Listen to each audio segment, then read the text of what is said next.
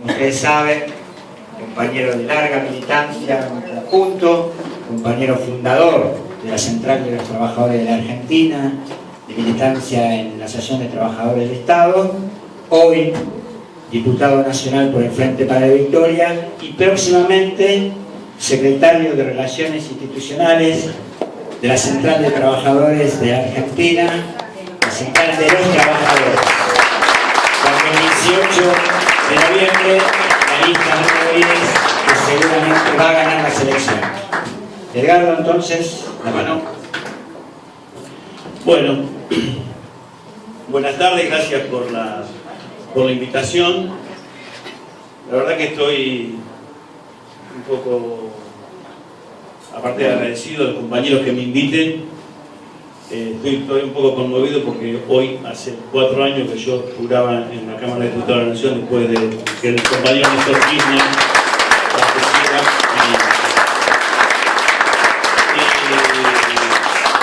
y cosas de la vida me tocó asumir ante un irreemplazable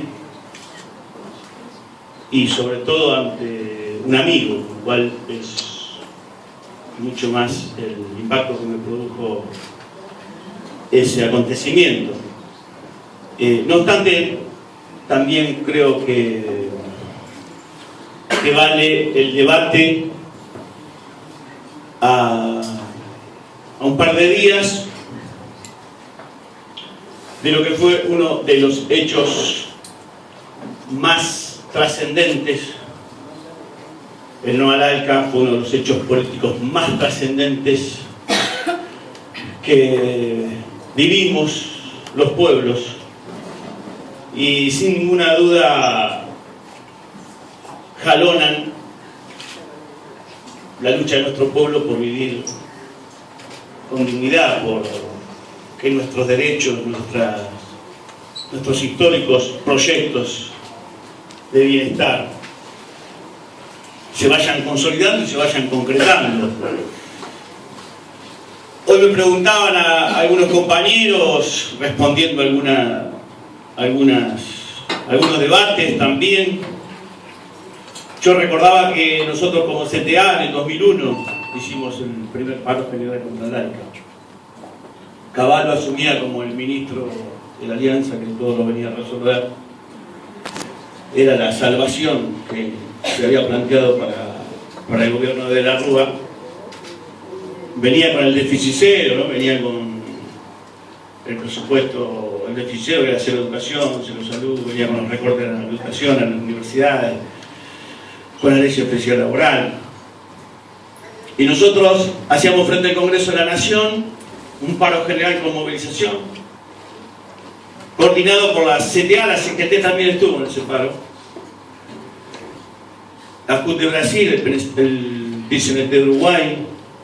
Había sido una jornada continental que marcaba ya una definición de los trabajadores y del pueblo argentino en contra de la pretensión norteamericana de convertir a la América Latina en una zona de libre comercio, que no era ni nada más y nada menos que anexar definitivamente toda la riqueza, todos los recursos de nuestro territorio a la hegemonía norteamericana e imponer un modelo de acumulación que terminara de garantizar la preeminencia del capital por encima de los trabajadores y de los pueblos y de los países. Ya se sentía en la Argentina. Al final, esa ofensiva del ALCA venía a completar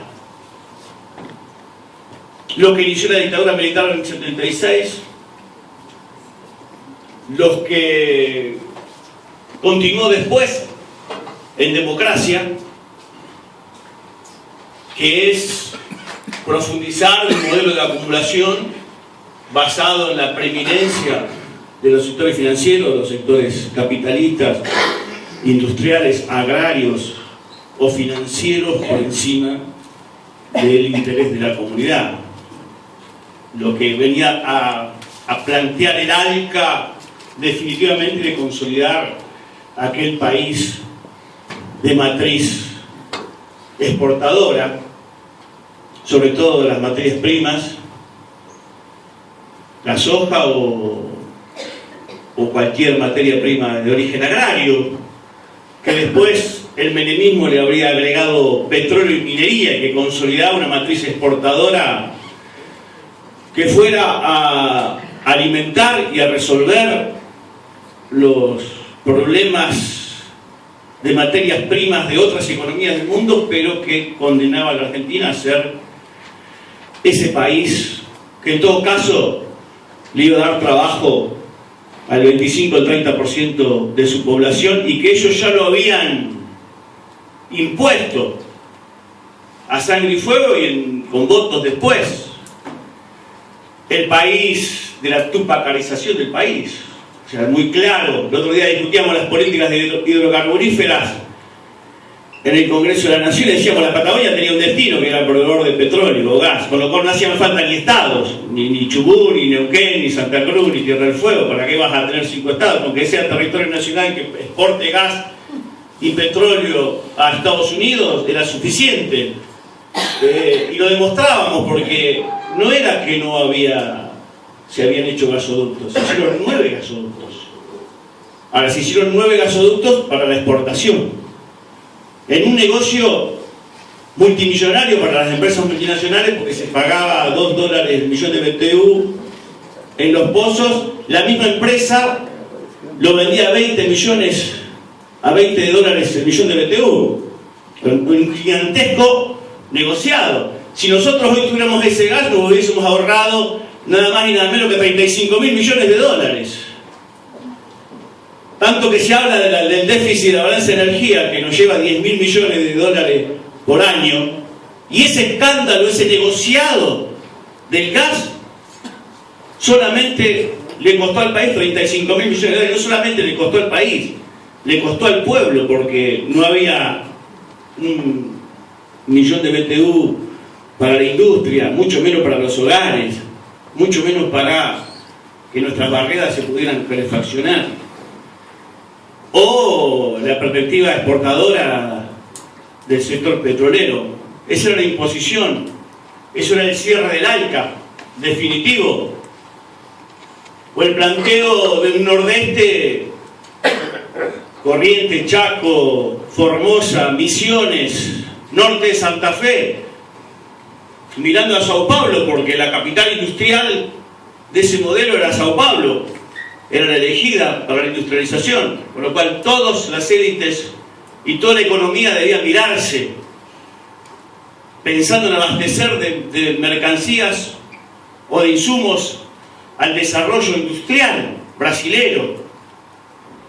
Ni qué hablar de Cuyo, las obras de Cuyo, pensada el tren que pase la cordillera y que lleve vía férrea y carretera producción entre Mendoza, San Juan, San Luis, una parte de La Rioja pensada en asociarse con las élites de Santiago, de Chile, porque ese era el camino para colocar la producción vía Estados Unidos, vía Pacífico.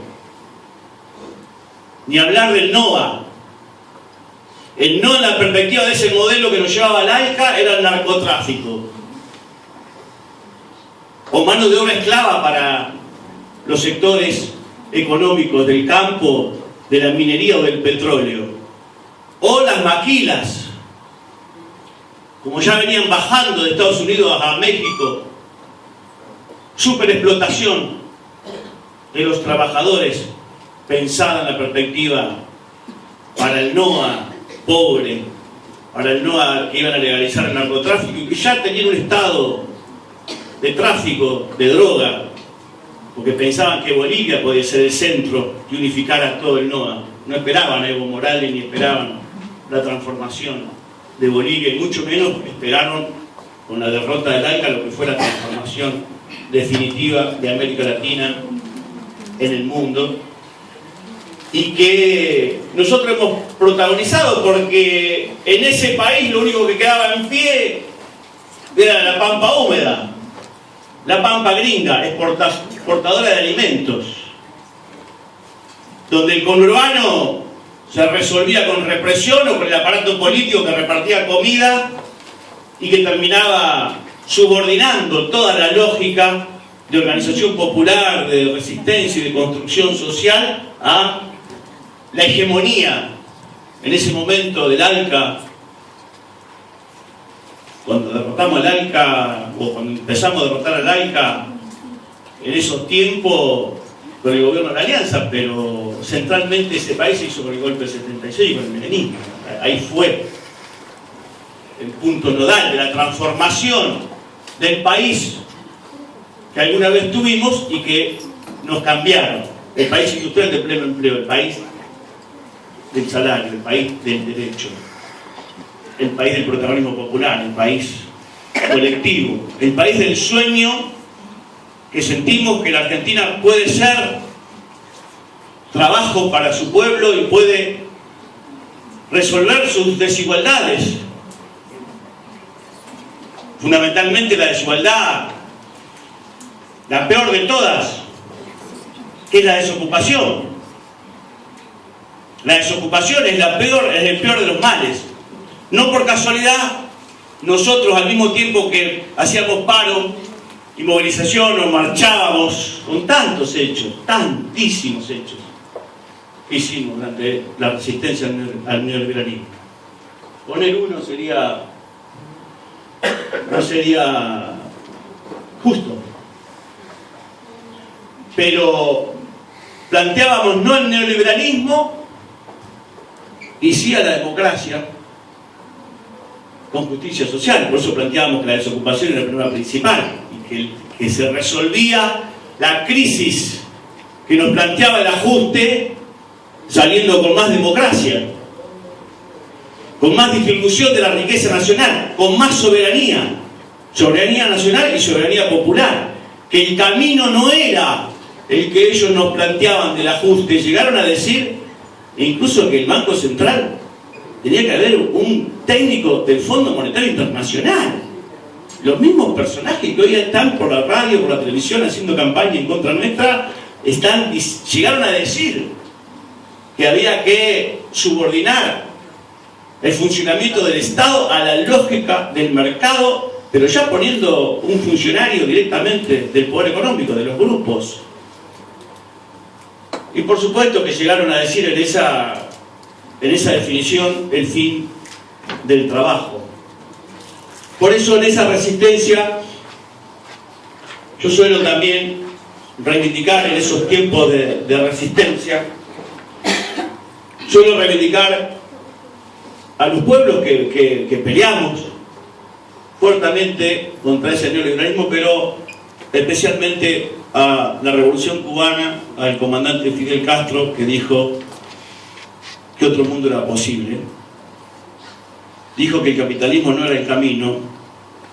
No nos decían lo que había que hacer, que hiciéramos lo que ellos estaban haciendo, pero dijo que ese camino no era el que había que seguir. Y alentó la resistencia de los pueblos y que otra perspectiva para la humanidad era posible.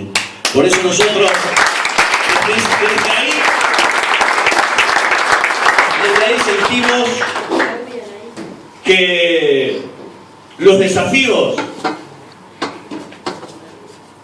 para nosotros siguen siendo aquellos que parimos en esa resistencia al neoliberalismo y que está en seguir consolidando estados, políticas públicas, pueblo consciente, movilizado y organizado como para enfrentar las lógicas del mercado.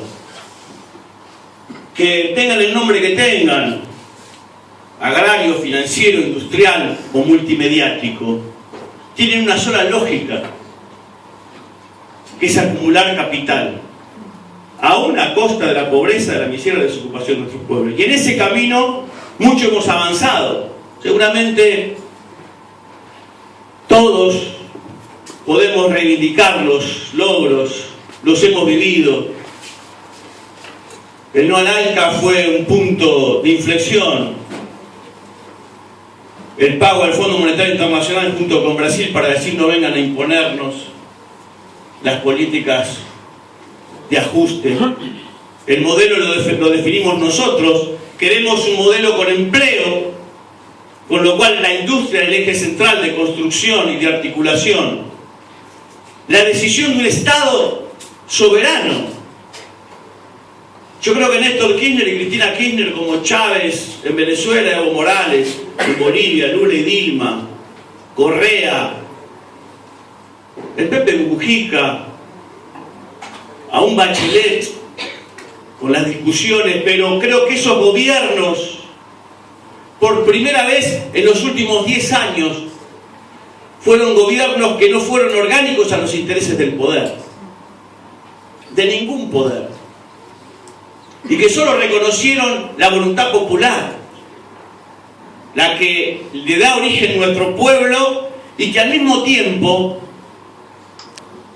fueron gobiernos síntesis de las resistencias que tuvo nuestro pueblo y de las mejores experiencias de gobierno que tuvimos en nuestro país. Por eso podemos decir con toda claridad que el tiempo nuevo no es solo tiempo nuevo por los gobiernos, es tiempo nuevo por la pelea de los pueblos. Por eso para mí la derrota del ALCA en 2005 tiene que ver con ese paro general del movimiento obrero en 2001. Como puedo sentir que la no privatización a la educación fue porque nosotros votamos con orgullo más del 6% del Producto Bruto vinculado a la educación. Pero antes hubo carpa docente, hubo paro de trabajadores estatales, docentes.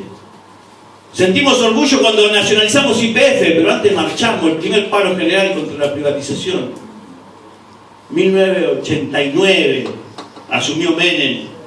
El 12 de diciembre estábamos con la Confederación Nacional de Gremios Estatales, estaba la compañera María Sánchez, el compañero Víctor de Genaro, más de 5.000 delegados. Estaba Guillán, el Negro Pereira de Obra Sanitaria. Primer paro general menemismo. Mientras acá se debatía la ley de reforma administrativa y de privatización, paro general del movimiento obrero, que no pudimos hacer hacia fin de año, lo pudimos hacer después en abril. Más de 100.000 trabajadores frente al Congreso Nacional, hablando de Ubaldini, rechazando y repudiando el paro, la privatización. Como podemos decir que hoy podemos estar planteando políticas donde el trabajo vuelva a ser el eje vertebrador de la sociedad, porque sin trabajo no hay futuro, sin trabajo no hay destino. No se puede vivir de un plan social. No se puede vivir con nuestros hijos yendo a comer a los comedores. Hay que vivir con los hijos comiendo con sus padres, con su madre y con sus hermanos, y eso lo da el trabajo. Por eso la defensa del modelo del trabajo es el camino y el desafío, seguir profundizando el trabajo, y para eso el Estado, en esta guerra que hay declarada sin cuartel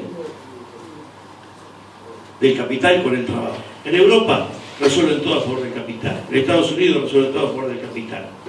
La mayoría de las crisis económicas que produce el propio capitalismo la están resolviendo con el Estado subsidiando la acumulación del sector privado. En el único lugar del mundo donde podemos mostrar de que las crisis del capital se resuelven a favor de los pobres y de los trabajadores es en América Latina. Y eso nos devolvió la derrota del ALCA. Sin derrota del ALCA no hubiese habido nuevos tiempos. Y sin gobiernos populares que se pusieran a representar a sus pueblos, y sin un pueblo consciente, organizado y movilizado, no hubiésemos podido avanzar. Seguramente quedan muchos temas que hemos planteado. Yo creo que nosotros los trabajadores, el movimiento popular, tiene que avanzar más en procesos de integración del movimiento sindical, del movimiento social. Discutir una perspectiva, como lo hemos escuchado tantas veces, a Lula, una ideología, un pensamiento de la integración.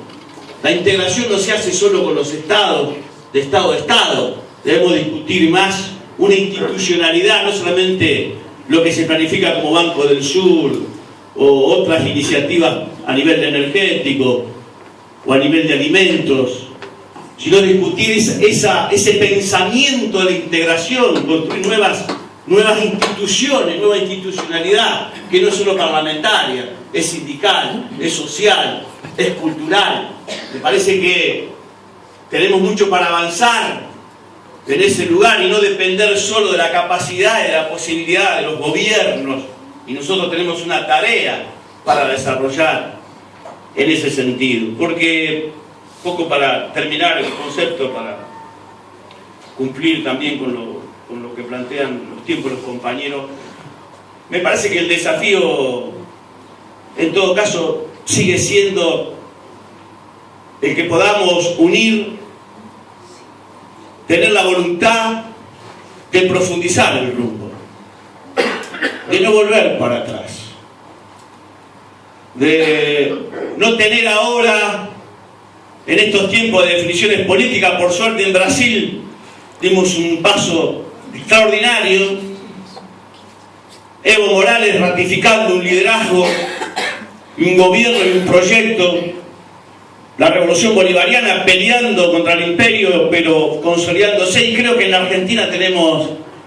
la posibilidad de avanzar y dar este debate a nivel sindical, a nivel social, a nivel político y a nivel de gobierno, para que los que nos representen en el Estado sigan pensando en esa unidad continental, sigan creyendo que nuestro destino no es Estados Unidos y libre mercado, sino que es América Latina y un Estado garante del derecho, sigan creyendo en la organización de los pueblos, en crear más conciencia, y sobre todo sigamos trabajando para que terminemos con la pobreza, con la desocupación y con la miseria, que en definitiva para nosotros esa es la construcción política, ese es el objetivo y el desafío que tenemos. Muchas gracias.